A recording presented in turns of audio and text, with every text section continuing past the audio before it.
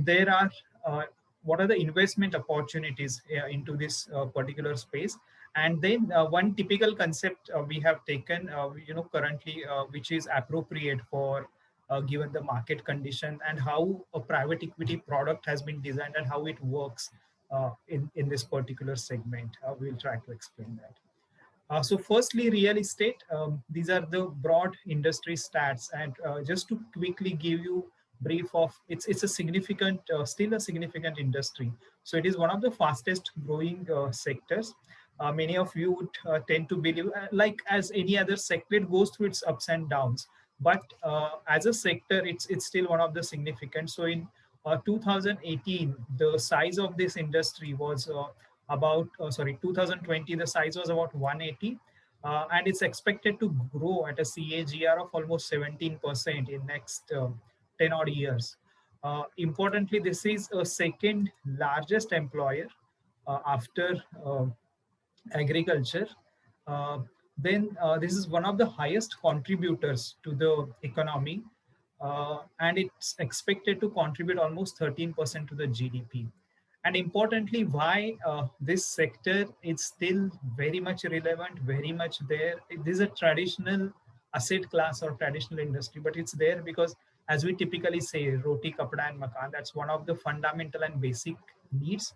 And it's none of the kind of technological innovation, none of the industry disruptions, it can't replace this one of the basic needs. The housing can't go away. And particularly in a country like India, still there is a huge unmet demand. So this sector is still very much relevant. And you can see in the graph the size of the industry, plus importantly, how much FDI this industry has been able to attract over a period of time. Moving on, in real estate broadly, the various segments are as following. One is residential, second is commercial or office space as we broadly call. Third is retail, which is essentially the high street retail or individual shops as we call, as well as the malls. Fourth is the industrial and logistics, which is more warehouses, data centers, etc., etc. Then there are a few other segments which are related to real estate, but exactly are not considered part, which is like hospitality and so on and so forth. But in this session, what we'll do is briefly, we'll take you through what is the status of these broad sectors currently and what is the outlook in the near future. Residential, anyway, we are going to go at depth, so we will defer the discussion on that. So importantly, office. Post-COVID, India is going to remain one of the preferred outsourcing destinations. So there is a lot of expectation that the growth, particularly in IT in the ES segments, will come up and the demand will increase. Secondly, the physical offices will stay and the portfolio optimization will happen through a right mix of traditional as well as flexible spaces. So currently, I think many of us are experiencing, in fact, I will say most of us are experiencing this phenomenon called as work from home. We had a couple of years back, we had never thought of this, but this definitely is going to stay. It may not be, once things normalize, it may not be one of the extremes. It may not be, back to where we were used to work completely from office. Neither is going to be completely from home. So mostly what's going to emerge is a flexible or a hybrid model. Most likely, it's time will tell how it will shape up. But that's the model perhaps most of the industry is going to follow. So flexibility is going to be critical. Then in terms of leasing volume, it's expected to pick up. The rental recovery is to happen, but nonetheless, some of the things that we have seen currently and which we are going through, which is the second wave, which has absolutely unexpected and devastating effect.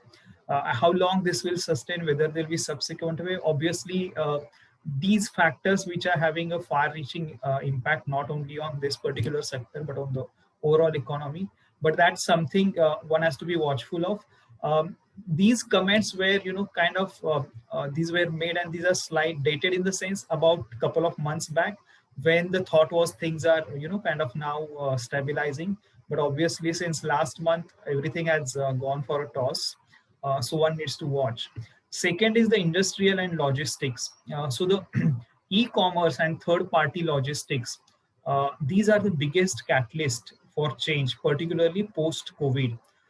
And there is a higher preference for longer tech enhanced spaces, importantly more than 100,000 square feet.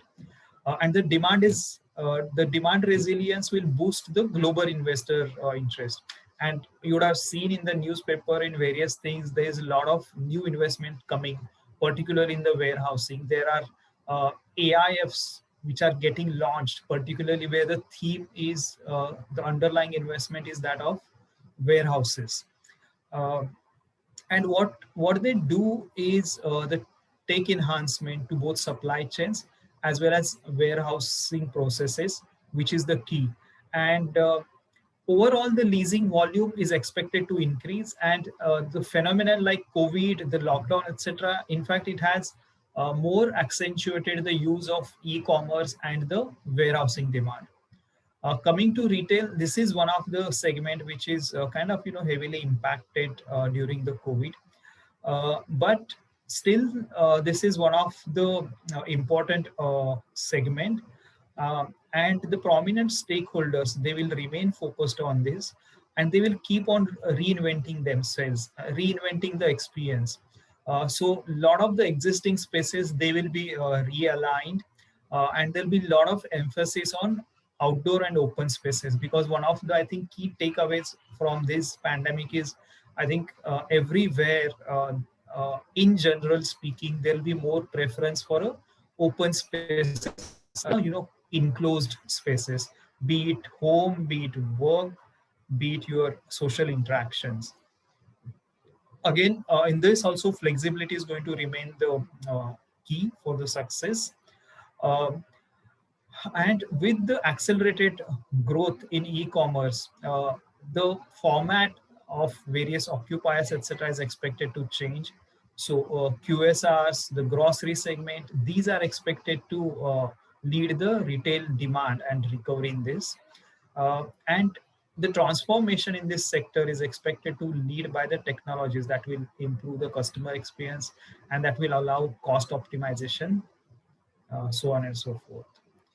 Now let's come to the residential, which is the, I think, one of the key segments which we are discussing in this presentation. The mid and affordable segment, that's going to remain, that's going to be the main demand driver. It will thrive, it will drive the sales. Uh, if we just look couple of years back, and if we had looked at the millennials, I think the huge, be it around houses or be it around cars, everything, it was kind of pay as you use. That was the philosophy. Nobody wanted to really own a house or a car. But what has happened is this pandemic, it has underlined the importance of uh, having or owning a house, and importantly, house with a sufficient space where you will need to have a flexibility for your working as well. Uh, uh, and that's what the importantly what we have seen, particularly from September 2020 till almost March 2021. There has been huge demand. Obviously, this was led by other factors, but importantly, the configuration of houses which got sold. That's one of the key messages. And across the board, right from affordable to all segments, people have been preferring a larger format houses than a smaller format. Then, with respect to the developers, the project execution and cash flow management is expected to take the center stage. The developers, they are focusing more on completing existing projects and liquidating them and selling them rather than launching new projects. So in short, work from home is going to be a long-term fact now. The pandemic has established that owning a home is better than renting an apartment. And naturally, all of us have experienced that our home has been our first line of defense against this pandemic. Let's look at closely again at residential real estate, and how it's the safe harbor. So this is one interesting analysis. What we will do is let's go back almost to more than 10 years, almost 12 years back, and see how this segment has performed as an industry. Like we say, like any other industry, it goes through its ups and downs.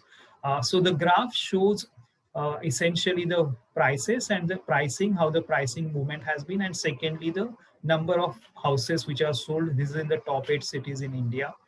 So as you can see from the graph, perhaps this sector topped somewhere around 2011 until around 2013, it was doing fairly well. After that, the decrease in the sales or the relative decrease in the demand started. And till it kept going down till about 2017, 18, and 2019 and 20. We all hoped, there'll be a rebound.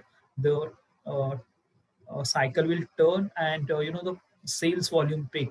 But because of COVID, that thing has got deferred.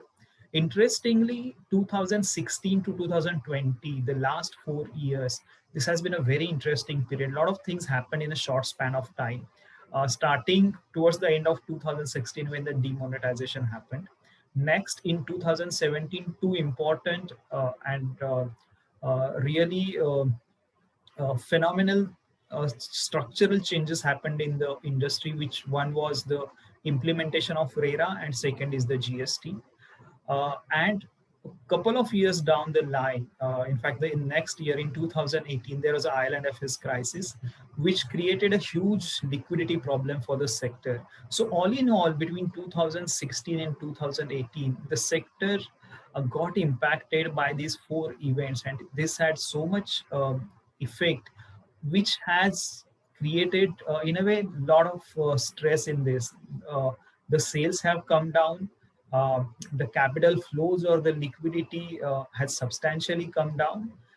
And that is one of the reasons why this sector has still struggling a lot to come up.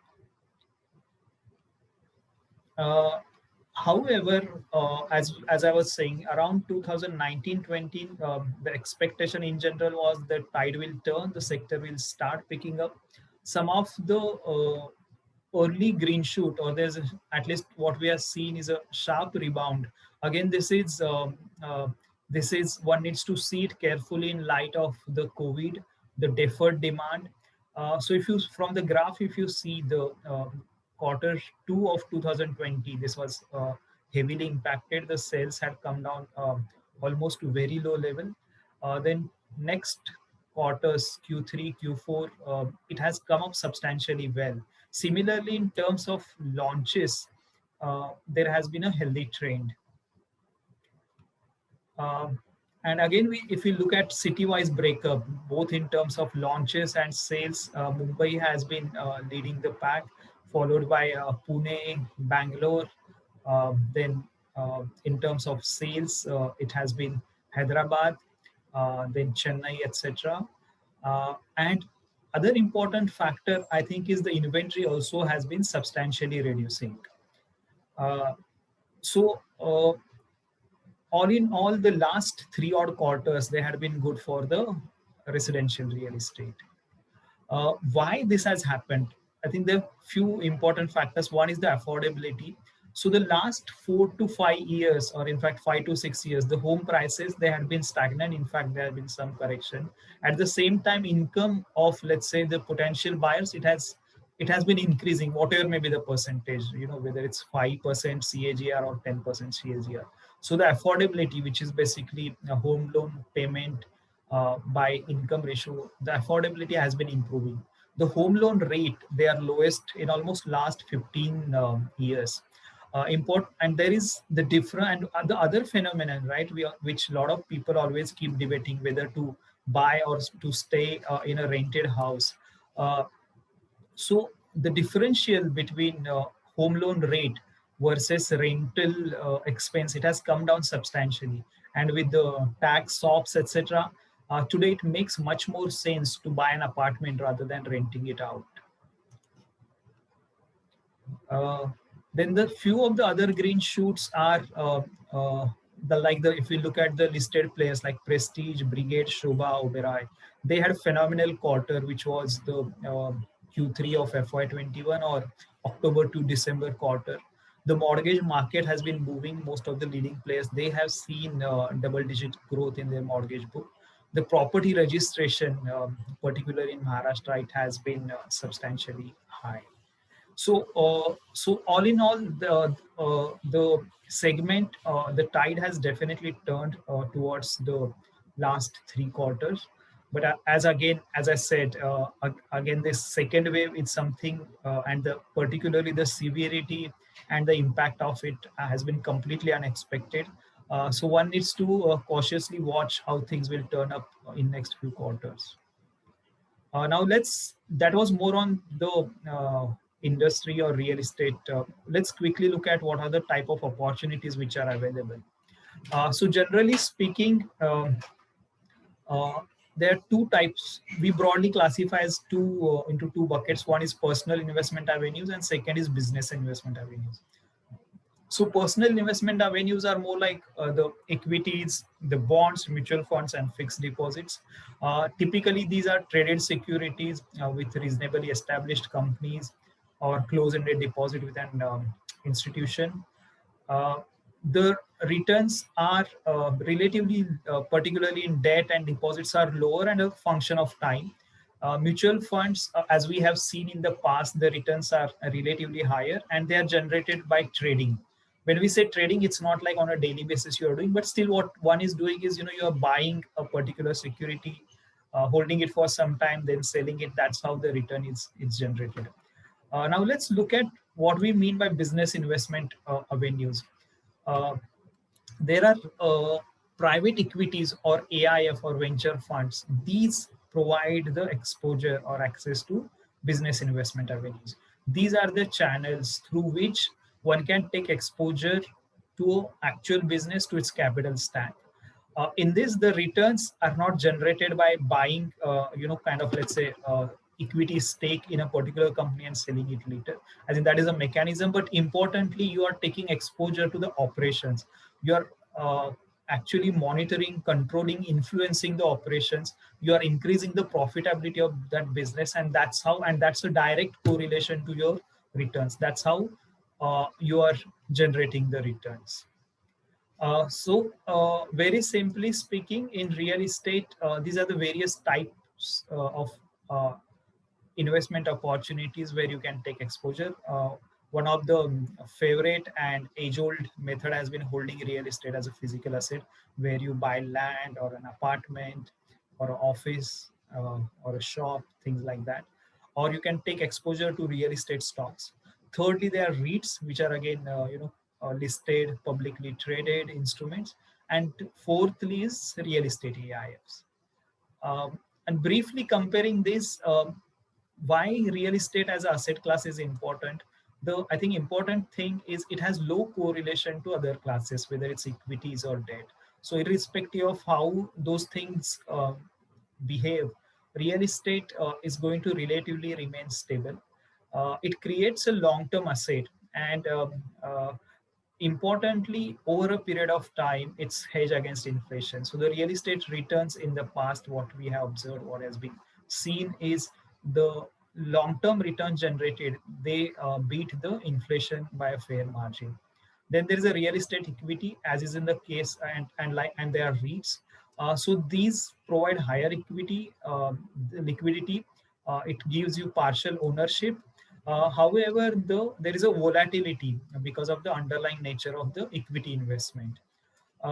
Real estate AIF, on the other side, this is a specially curated selection with selective investment opportunity. The investment could be in the form of equity, debt, or a combination, and the fund structure makes it tax effective.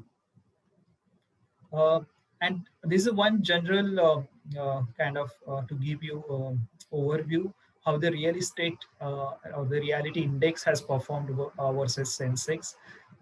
It has as on end of this slightly dated data, as on Feb 21, this has done slightly better than the BSE Sensex. The next thing that has been on the block and which has done well in uh, last couple of years is the REIT. Very simply, all of us know, but just for the sake of completion, REIT is a venue where you take exposure to rented spaces. It could be commercial, retail, or hospital. Importantly, these are rent generating or yield generating assets. And like a mutual fund or equity shares, these are the units which are listed. They publicly trade, so there is a liquidity. Importantly, what REIT does is it's giving you steady income, because as per the rules, REIT needs to invest more than 80% into income generating asset. More than 90% of its regular income generated, it needs to distribute. These typical asset classes, this has been high ticket size and where, away from reach of, let's say, normal investor, but REIT has made it now possible for a lot of investors to take exposure to it. Currently in India, there are three REITs which are there. There's an Embassy, there is a Mindspace, and then there is a Brookfield. And the performance is there to see on the listed platform. Now let's see what AIF play comes into picture. So AIF unit, it's a professional, it's managed by professional, and there's an investment team. Uh, it's most of the places the AIFs are kind of started or managed by institutions, so there's institutional backing. And what it does is through AIF, what you can do is you can have diversification. Like we said, in a REIT, you can take exposure to various rent generating asset which otherwise has not been possible.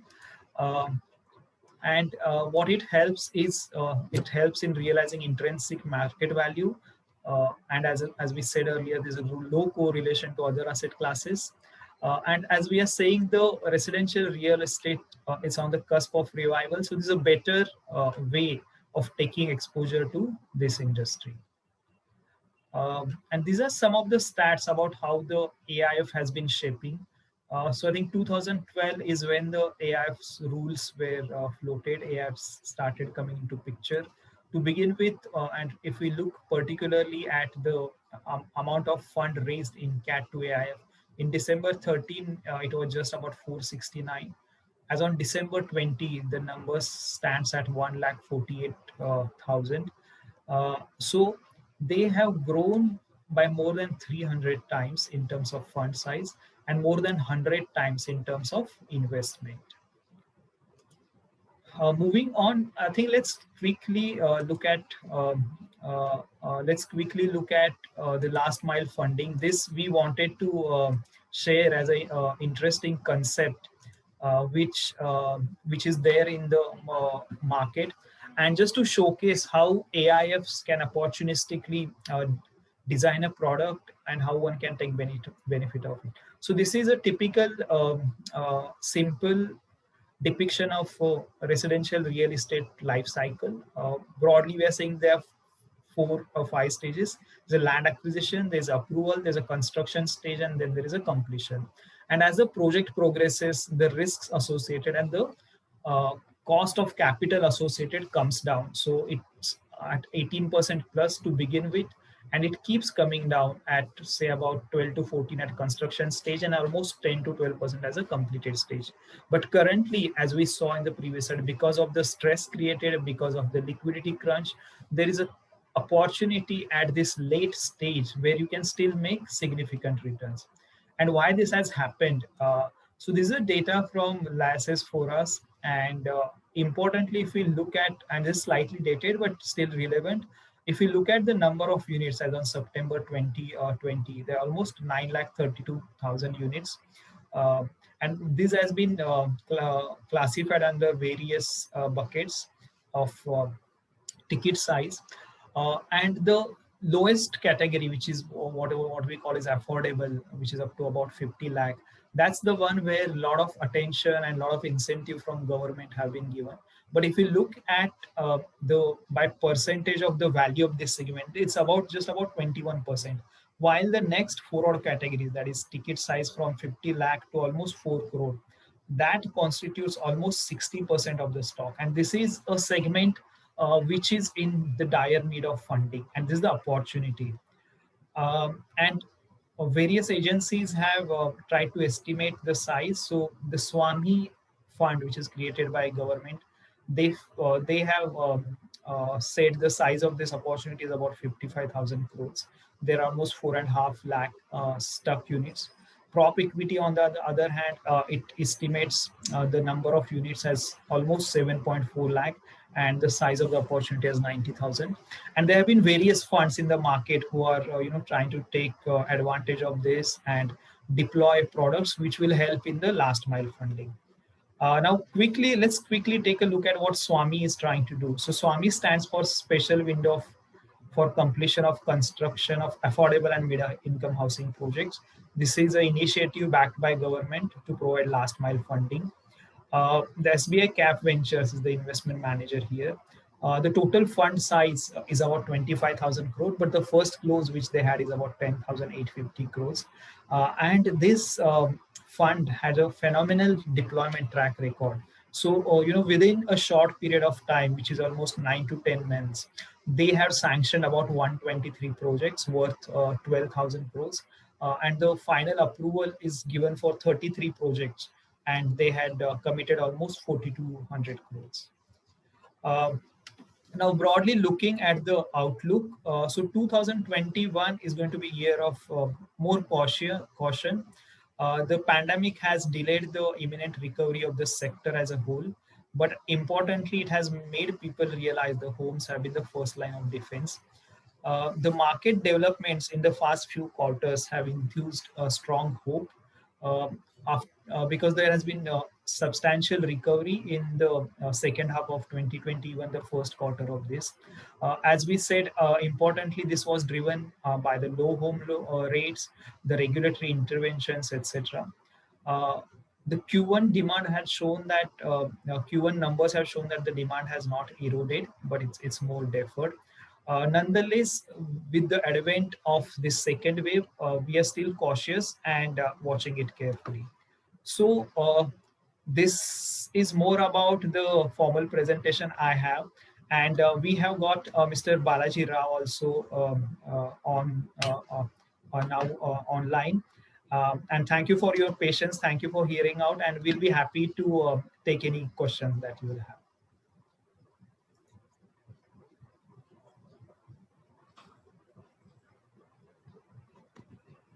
Okay, so welcome, Mr. Balaji Rao.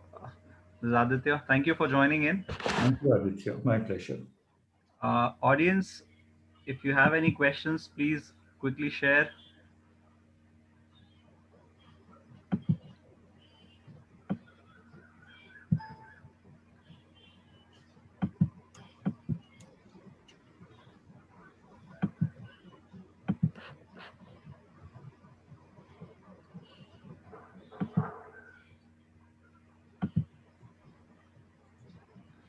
Okay, so I'm just reading out the first question.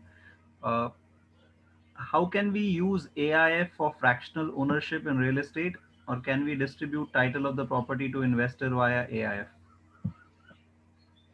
Good question. The problem with real estate is the title cannot be easily fractionalized.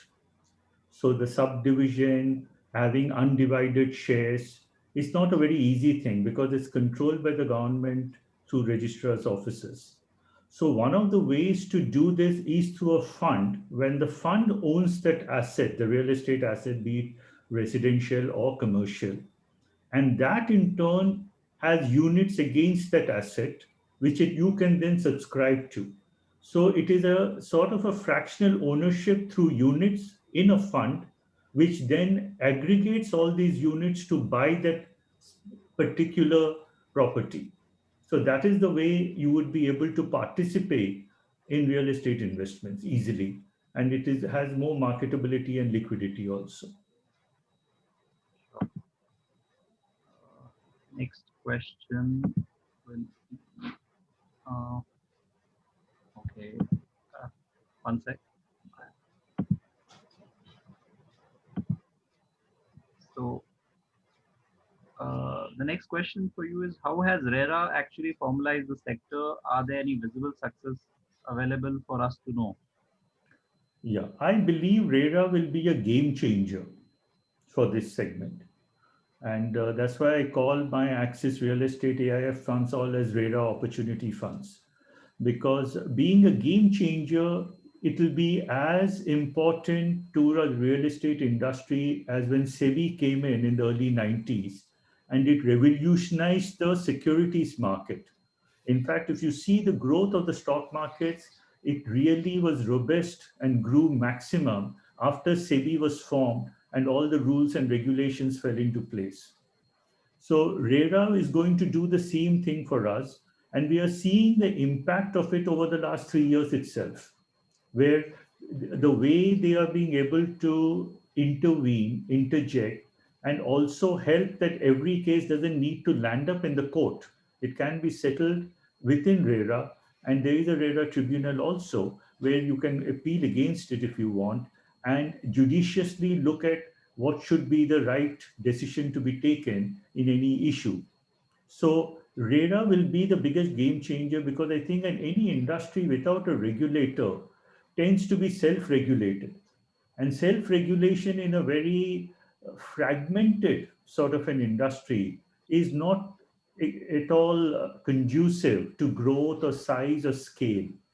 So it's very important that there is a regulator, and I think RERA is filling that slot perfectly to be able to protect the customer against the builder and to ensure that it is absolutely even handed every agreement that is there in place for any real estate transaction. Next question. While numbers unsold are large, seemingly an opportunity, it is the profitability that is questionable. What is your views on this? No, I absolutely agree. So the idea in this sort of a market would not be to take equity positions because equity is the guy who's standing last, as you know.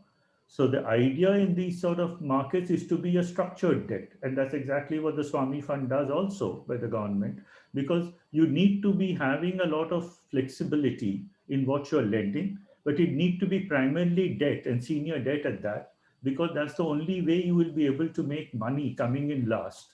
Because yes, as the stocks are more, the markets are sluggish, the prices are under pressure, it is not going to be easy to have huge margins or make a lot of profit initially. So it's better to have a debt sort of an AIF rather than an equity AIF in real estate at this point of time. Going to the next question.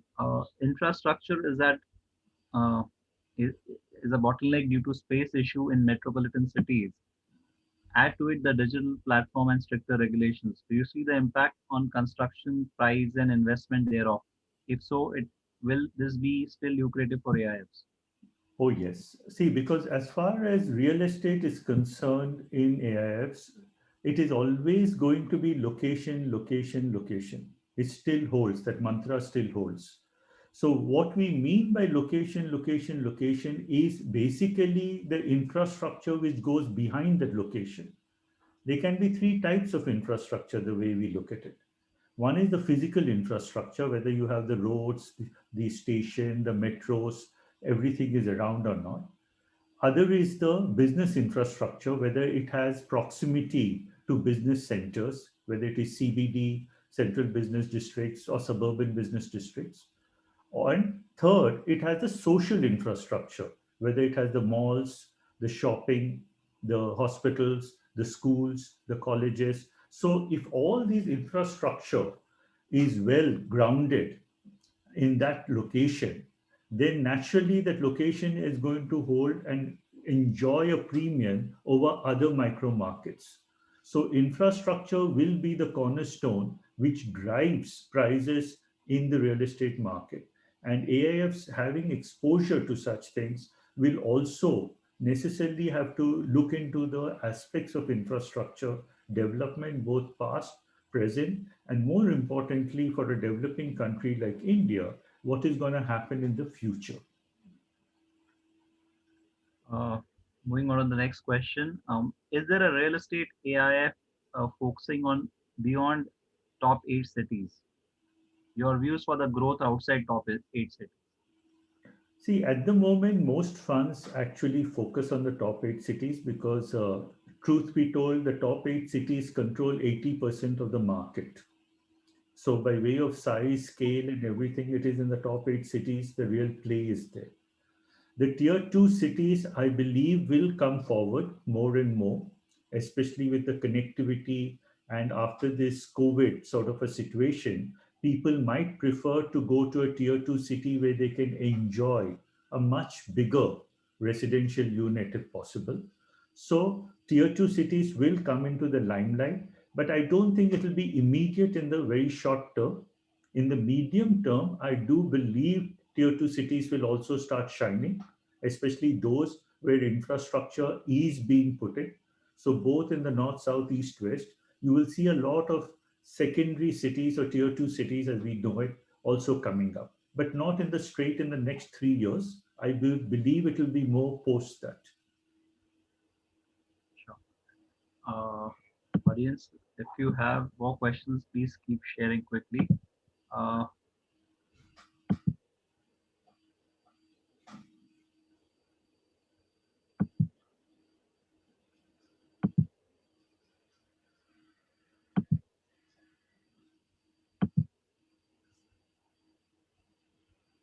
all right, we'll just, Mr. Raman, Supporter, will just wait for a couple of minutes for the Sure, question. sure.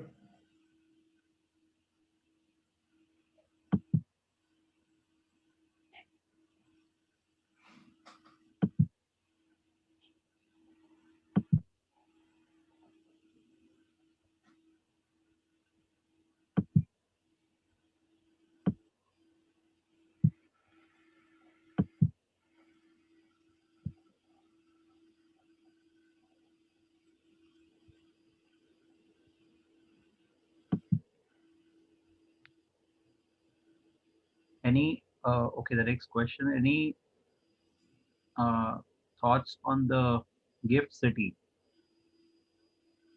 I and think it's a how the great idea. The time has come for India to have an offshore financial center, and I think Gift City fits into that. And because it prevents these fund managers then from having to domicile themselves in Mauritius or in Singapore or Cyprus or Netherlands or anywhere for that example. So they can be in an offshore financial center by positioning and domiciling themselves in the gift city. So it gives you the similar advantages. So for foreign investors to invest into India, I would believe in the future, and that's in the very near future, it will be more beneficial to them. It would be more facilitative to them to invest through an office located in the gift city or any offshore financial center than to be absolutely in a different jurisdiction in a different country and do these investments. Because, as you know, there's always this sword hanging over such investments, which is called the treaty shopping. So, if for whatever reason somebody believes you have used a jurisdiction only because of a tax arbitrage, it can be struck down and there can be huge ramifications and implications on your post tax returns. So, to avoid all that, I think using an onshore uh, financial center, which gives you the same status and benefits, is far more beneficial and far more lucrative in the long run. So I think there's a huge future and a good future for the gift city. next question? How do you think the growth of co-working space is going to be in the next 5 years in India? Oh, I think it'll explode because what COVID-19 has shown is you need to have flexible working space. I don't think you will have fixed working spaces. You want to be hot desking. And more than that, you would prefer to have multiple locations. So if for in most companies, when they take memberships of these co-working spaces, they automatically can go and use those facilities in the other branches of that co-working company. And that gives a huge advantage. So if somebody is sitting in Thane, for example, or in any other satellite city, it's useful for him to go to the co-working space there than to come to the central business district to the corporate office. So I feel that there will be a huge explosion in this whole co-working space because it's service real estate. It gives you the flexibility and it is so much easier to manage without having to sink all your money into infrastructure. So I do tend to believe that the future will be service real estate. And in the service real estate, in the office segment, working spaces, co working spaces will be in the vanguard. Uh, so moving on next question. Can real estate funds also invest in international real estate? Technically, no, at the moment, unless we create a fund and take permission for doing such things. Most people who invest in foreign real estate at the moment do so under the LRS, where you're allowed to invest in your personal capacity. So at the moment, there have not been any funds created to invest in real estate abroad completely. And even if you do, I don't know whether it would be really beneficial to us because I think the growth and the opportunities are much more in our country at the moment as we speak than in any other foreign country, if you ask me. Sure. Next question. There are many risks in investing in real estate, both market linked as well as risks like natural calamities and all. So how are you ensuring yourself against this on behalf of your clients? See, the risks against natural calamities or whatever happened now, which is we're in the midst of a pandemic, these are hit across all industries, real estate notwithstanding. The risk specific to real estate is more what in terms of legal and technical risks which we have, where you might go into some sort of a litigation. So we try to avoid such things because we have thorough due diligence being done by some top-notch service providers of this country. So they do come in, they do provide all that, and we do absolute thorough detailed due diligence. That is the big advantage of having a fund manager managing your investments vis-a-vis an individual or an institution trying to do it on its own. So that's the only way you can do it, to figure out what are the pitfalls. That way, at least you know what can be lurking around the corner.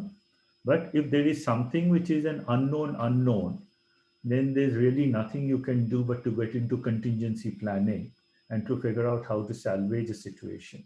So a pandemic like this, what we are currently seeing, or if there is a natural disaster, God forbid, I think it impacts all industries, and we have to also then depend upon contingency planning rather than really work it into the business plan as such. But if it is specific to real estate, like most of the time we have seen where people have got stuck due to litigations, then it is something, a matter of due diligence, which tries to take care to see that whatever security you're taking is of a sound title and you have secured yourself for whatever facilities you have given to the development. And as far as the market risk is concerned, real estate's biggest advantage has always been that the demand is never destroyed. The demand gets deferred. You can delay your need for a house, but you cannot just take it away. So that is why it goes in a cyclical or a cyclical fashion, and you will always feel it coming back and forth. That means there will be spikes in demand, then there will be long periods of stagnation and softness in the market. But when the spike comes, you will be able to come out of it. So it's not something where demand just this gets destroyed and disappears. So it's not a perishable commodity. So that is the big advantage of real estate. And also, there's a last factor of real estate is a real asset. So the real underlying value of real estate comes from the land on which it is sitting. And land is not a depreciating asset. Land always appreciates. It might appreciate slowly, it might not appreciate by leaps and bounds, but still it appreciates consistently. It will appreciate. And because of the land appreciation, real estate tends to appreciate. So when somebody says his house is become, highly appreciative over a long period of time, is basically saying that the land in that micro market has really gone up. And that is something which is pretty natural. And as I told you, it is linked quite a bit to the infrastructure development of that place. So these factors allow you that if you plan properly, if you do your due diligence properly, then the chances of you being taken suddenly and adversely are slight. Uh, Next question. For a, I mean, what are the different skill sets you think are required for a real estate fund manager vis-a-vis fund managers of other asset classes? Ah, it's a very interesting question and very close to my heart. Because, see, one thing about fund managers are, at least in real estate, where we have seen a number of years, you need to be an operating fund manager. You need to really know the business. Because when you sit to negotiate, when you sit to do your due diligence, you need to be a developer yourself, literally, a quasi developer, because you have to know the nuts and bolts of the development to understand what are the risks you're running. It's not so much of just being an Excel warrior or sitting and doing some research, market research, and understanding and saying that this is going to win the case. No, it's on the ground. So you need to know whom you're dealing with. You need to know what sort of problems you will face in doing the project. And you need to know all the other legal, technical, marketing, tax, financial aspects of the project. So it requires quite a bit of in-depth domain knowledge and operating knowledge to really jump into this sphere. And you can gain that experience slowly over the years, but it is very essential for somebody to have this, because without this, you will be blindsided. It's not a theoretical game. It's not an academic game. There's no market for it. So it's not something that I can easily dump on a stock market or something and say, fine, this stock didn't do well and this stock has done splendidly. Here in real estate, it is a real asset. So unless I know that asset inside out, and unless I know how to do a value addition to that asset, it is going to be a long haul and an uphill struggle. So yes, it requires a lot more practical and operating knowledge, in my opinion, for a real estate fund manager. Great. Would you like to share any major hits and misses in your investing, experience at Axis? See, our experiences, to just sum up, is when you go into alternative spaces, the first thing an investor has to understand is getting into business investments. These are not savings instruments where you only look for liquidity and marketability. It's not some mutual fund or a share or a stock where if you want to liquidate it, you can liquidate it, albeit you might get a lower return or a haircut. Here, these are business investments. So when you give money for a business investment, whether it is a VC or whether it's angel or whether it's PE or AIFs or whatever it is, these require not only the fund manager to take a longer term call on that business, but one has to be patient. It is not something which will come regularly as if you're given a loan or something and the interest is going to come, coupon is going to turn up every quarter like clockwork. No, it doesn't happen that way. So you have to learn to be patient in business investments. And if you have that patience and the perseverance, then it pays off, whether it pays off after 5 years or 7 years or anything. So the problem, I think, most of us who have not matured enough to be AIF investors have been that they have want to constantly see some marketability. They want to constantly know what is the NAV. They want to know what is mark to market and if they can liquidate and get out. But if that is the case, then somebody won't be able to lend to a business, because I can't keep asking the business to whom I have lent at the whim and fancy of someone that, just give me back my money, liquidate your stock. Because these are longer term investments. These need that patience, these need that perseverance. And that's when it pays off in multiples. So I think that mindset has to be there when you come into alternatives. It's like investing in a business. You can't just ask that person every day as to now what is my value of my investment and can I pull it off? So that is something which has to be understood. And that's been one of our greatest learning, to keep on explaining to investors that, look, these are longer term investments, so please bear with us. We are monitoring it, we are doing the asset management, and finally you will be rewarded. Sure. Uh, Next question. What do you feel will happen to so many huge tech parks or commercial real estates? Will there be a distressed market? What should be investment strategy for that? See, truth be told, the office market is going to be a bit difficult to judge right away, because I think post COVID there would be a few adjustments. One of the things which I believe there would be a major adjustment would be that things will get decentralized. Earlier, pre-COVID, what would happen is a large IT company, support company wants to take up space. They wouldn't even mind wanting to sign up for 5 million square feet in one campus, maybe in phases, but they don't mind being in one campus in one city. I don't see that happening in the future. I think they will start decentralizing a little bit again. So this would mean that even if you do a large IT park, you'll have more clients, because you'll have to think of people taking lesser space. That's one. So this impact will be there. And also, as I was previously telling about co-working, people would want flexibility a lot more. It's not going to be something fixed. So they would want flexibility. They would want you to be more of a service real estate, where the builder or the developer puts in far more amenities, so that for a client it's easier to walk in and walk out and doesn't have to invest a lot like what we do today. Because they don't want to, I think, they will not want to sink deep roots in a way in one particular micro location in one particular city. They would want to be fairly light footed. And so I think it needs to be seen as to how the post COVID commercial development will take place. It'll be challenging. But if you're asking me if overall there would be need for office space or there'll be growth in office space, there'll definitely be. Because Indian office space is still scratching the surface for our requirements. So there will be requirement for more and more office space. But what sort of office space will vary a lot. And that has to be carefully seen and judged and then only developed.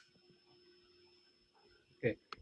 So I have uh, just received a message from some. So Mr. Rao, Sushant, do we have a few minutes? I mean, 5-10 minutes more. Sure, sure. So audience, one of you has messaged me that the questions are not being taken. Now I am taking the questions which I'm seeing. Fortunately, unfortunately, if if I'm missing out on some questions, the reason is I'm not getting those questions. So quickly, if you want, if there's some questions that you want to ask Mr. Balaji Rao or Mr. Sushant, if you could just quickly WhatsApp it to us on this number, I will read it out for you. 8828116803. I will repeat once more. 8828116803. If you could just WhatsApp your questions on this number, it'll be easier for me to take. And because for some reason the platforms are different here, and I'm not able to see all the questions. That's what I understood from this person's remark. So please WhatsApp your questions quickly. Happy to take all questions on your behalf.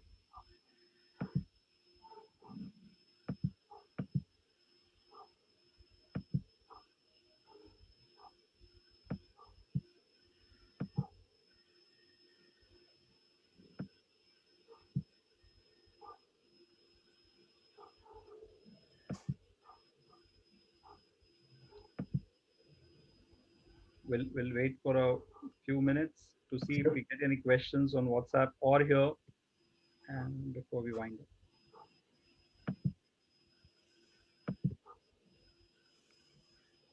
I repeat the number again: 8828116803.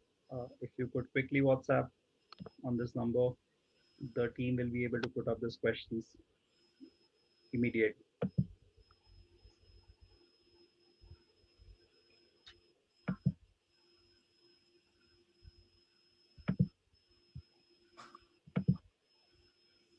Okay, I see one question to Mr. Rao. How do you compare the opportunity between office commercial real estate versus residential real estate in the Indian context? For someone already doing office space commercial real estate, what does residential real estate bring in a portfolio to increase in its attractiveness?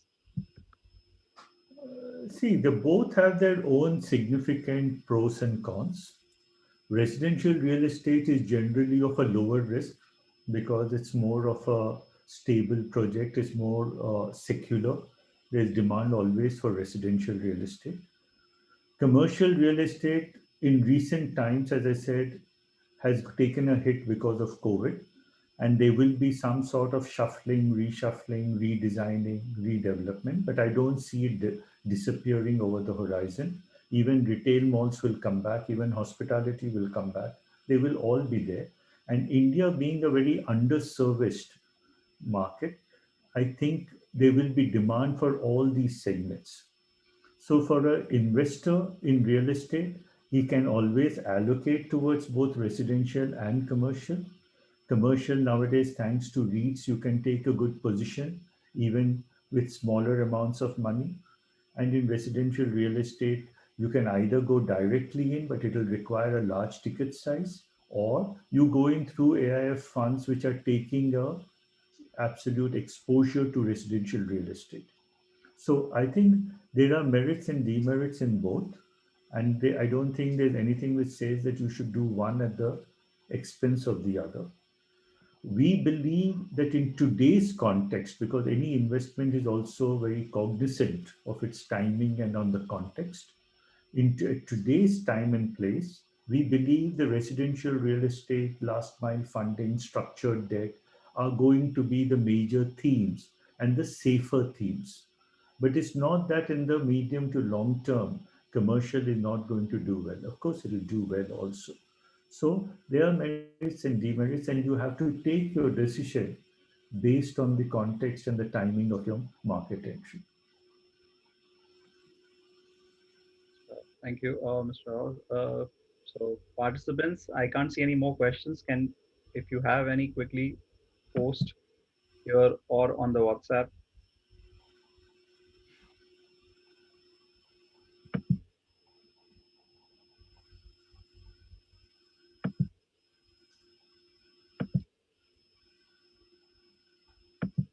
So let's just quickly wait for one more minute. Sorry, we are holding you back from your dinner. No, no, no issue.